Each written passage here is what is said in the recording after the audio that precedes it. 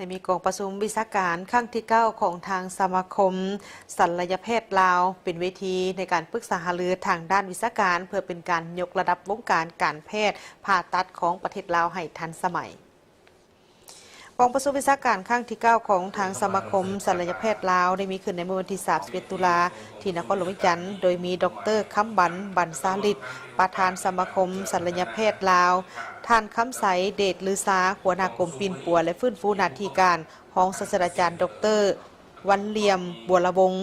รองประธานสภาคุ้มครองวิชาชีพกระทรวงสาธารณสุขหัวหน้าคณะกรรมาการวิชาชีพแพทย์ท่านหมอพร้อมด้วย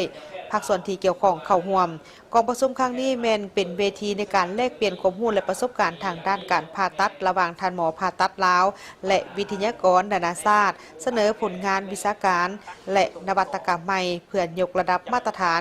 การปีนปัวและผ่าตัดในประเทศลาวเสริมสร้างเครือข่ายความร่วมมือระหว่างโรงหมอและมหาวิทยาลัยและสมาคมวิชาชีพทั้งภายในและต่างประเทศเพื่อพัฒนาการเรียนรู้และการฝึกอบรมสำหรับแพทย์ฝึกหัด